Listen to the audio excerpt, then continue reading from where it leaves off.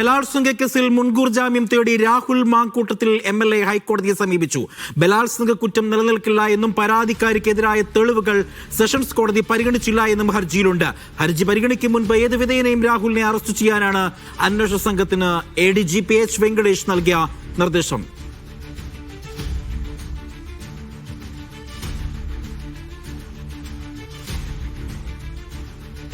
സിജോയിലേക്ക് പോവുകയാണ്. ആദ്യം സിജോ വർഗീസിലേക്ക്. സിജോ, കോടതിയിൽ ഇന്ന് നടന്ന സംഭവ വികാസങ്ങൾ എന്താണ്? കോടതി ഇത് പരിഗണിക്കാൻ വേണ്ടി മാറ്റിവെച്ചിട്ടുണ്ടോ? കോടതിയിലെ നടപടിക്രമങ്ങൾ എന്താണ് ഈ രാഹുലിന്റെ മുൻകൂർ ജാമ്യ ഹർജിയിൽ?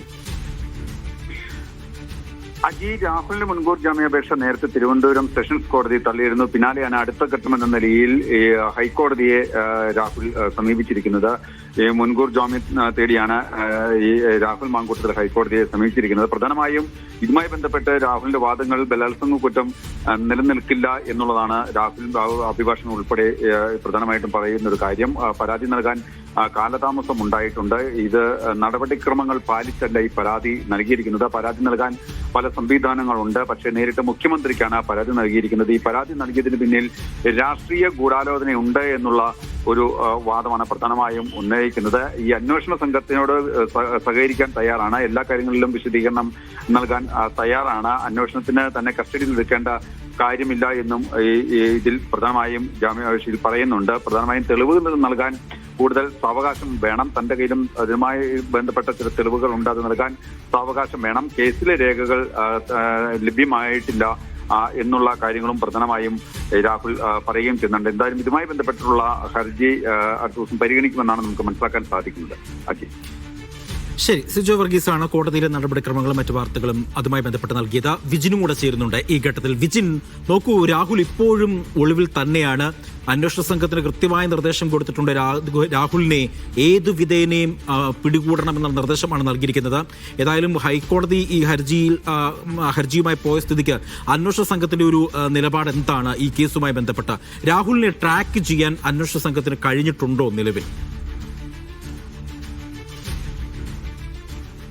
ആദ്യഘട്ടം മുതൽ തന്നെ അന്വേഷണ സംഘം രാഹുലിലേക്ക് എത്തുക, രാഹുലിനെ എത്രയും പെട്ടെന്ന് കസ്റ്റഡിയിൽ എടുക്കുക എന്നുള്ള നീക്കം, അത്തരം നീക്കങ്ങൾ തന്നെയാണ് നടത്തിക്കൊണ്ടിരുന്നത്. അതുതന്നെയാണ് ഇപ്പോൾ 9ാം ദിവസവും തുടർന്നുകൊണ്ടിരിക്കുന്നത്. കർണാടക ബോർഡറുമായി ബന്ധപ്പെട്ട സ്ഥലങ്ങളിലൊക്കെയാണ് നിലവിലിപ്പോൾ അന്വേഷണ സംഘം പരിശോധന നടത്തുന്നത് എന്നുള്ളതാണ് മനസ്സിലാക്കാൻ കഴിയുന്നത്. കൂടുതൽ സ്ഥലങ്ങളിലേക്ക് രാഹുൽ ഇങ്ങനെ മാറി മാറി പോകുന്നത് കൊണ്ടാണ് ഏറ്റവും പ്രധാനമായും ഈ രാഹുലിനെ കണ്ടെത്താൻ അന്വേഷണ സംഘത്തിന് കഴിയാത്തത്. എന്തായാലും വിപുലീകരിച്ച അന്വേഷണ സംഘം പല സ്ഥലങ്ങളിലായി നിലവിൽ ഇപ്പോൾ പരിശോധന നടത്തുകയാണ്. ഒപ്പം തന്നെ കേരളത്തിലേക്ക് കടക്കാനുള്ള ബോർഡറുകൾ കേന്ദ്രീകരിച്ചുള്ള അന്വേഷണം നടക്കുന്നുണ്ട്. നേരത്തെ തന്നെ രാവിലെ തന്നെ നമ്മളൊക്കെ വാർത്ത നൽകിയതുപോലെ കീഴടങ്ങാൻ ഇനി തയ്യാറല്ല എന്നുള്ള നിലപാടിലാണ് രാഹുൽ എന്നുള്ള കാര്യം അത് പോലീസിന് തന്നെ ഇപ്പോൾ മനസ്സിലായിട്ടുണ്ട്. അതുകൊണ്ട് തന്നെയാണ് ഇന്ന് ഉച്ചയോടുകൂടി ജാമ്യഹർജിയും വന്നത്.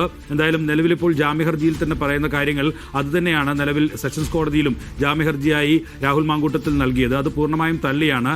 ഗർഭചിത്രം ഉൾപ്പെടെയുള്ള കാര്യങ്ങളിലെ തെളിവുകൾ ഉൾപ്പെടെ പ്രോസിക്യൂഷൻ സമർപ്പിക്കുകയും അത് അംഗീകരിച്ചുകൊണ്ട് കോടതി ജാമ്യം തള്ളുന്ന സ്ഥിതി ഉണ്ടാവുകയും ചെയ്തത്. എന്തായാലും നിലവിൽ ഹൈക്കോടതിയിലും അതേ ഹർജി തന്നെയാണ് നിലവിൽ ഇപ്പോൾ വന്നിരിക്കുന്നത്. ആ ഹർജിയിൽ എന്ത് തീരുമാനമെടുക്കുന്നു കോടതി എന്നതനുസരിച്ചിരിക്കും രാഹുൽ ഇനി കീഴടങ്ങണമെന്ന കാര്യത്തിൽ ഉള്ള തീരുമാനം. പക്ഷേ കീഴടങ്ങുന്നതിന് മുമ്പ് തന്നെ ഹർജി പരിഗണിക്കും മുമ്പ് എത്രയും പെട്ടെന്ന് രാഹുലിനെ കസ്റ്റഡിയിലെടുക്കാനുള്ള നീക്കത്തിലാണ് നിലവിൽ ഇപ്പോൾ പോലീസ് ഉദ്യോഗസ്ഥർ ഉള്ളത്. ഒപ്പം തന്നെ പൂങ്കുഴിയുടെ നേതൃത്വത്തിൽ നേരത്തെ 23 വയസ്സുകാരിയായ പെൺകുട്ടി KPCC പ്രസിഡന്റിന് അയച്ച പരാതിയുമായി ബന്ധപ്പെട്ട കേസുണ്ട്. അതിൽ FIR രജിസ്റ്റർ ചെയ്തിരുന്നു. ആ കേസിൽ പെൺകുട്ടിയുടെ മൊഴി രേഖപ്പെടുത്താനുള്ള നീക്കവും ഇപ്പോൾ പോലീസ് സംഘം നടത്തുന്നുണ്ട്. അതിനുവേണ്ടിയിട്ടാണ് AIG പൂങ്കുഴിയുടെ നേതൃത്വത്തിൽ തന്നെ ഒരു പുതിയ സംഘത്തെ തീരുമാനിക്കുകയും വനിതാ ഉദ്യോഗസ്ഥർ ഉൾപ്പെടെയുള്ളവർ അടങ്ങുന്ന സംഘമാണ് അത്. ആ സംഘം ഒരുപക്ഷെ ഇന്നോ നാളെയോ ആയി പെൺകുട്ടിയുടെ മൊഴി രേഖപ്പെടുത്താനുള്ള സാധ്യതയുണ്ട്. അങ്ങനെയെങ്കിൽ ആ കേസ് കൂടി ഹൈക്കോടതിയിൽ ചൂണ്ടിക്കാട്ടാനുള്ള സാധ്യതയുണ്ട്. അത് കുറച്ചുകൂടി ഇപ്പോൾ നിലനിൽക്കുന്ന കേസിനേക്കാൾ കുറച്ചുകൂടി കടുത്ത കേസാണ്. കാരണം അതിൽ പീഡനം, ബലാത്സംഗം ഉൾപ്പെടെയുള്ളവയുണ്ട്, ശാരീരികമായ ഉപദ്രവമേൽപ്പിക്കൽ ഉൾപ്പെടെയുള്ളവയുണ്ട്.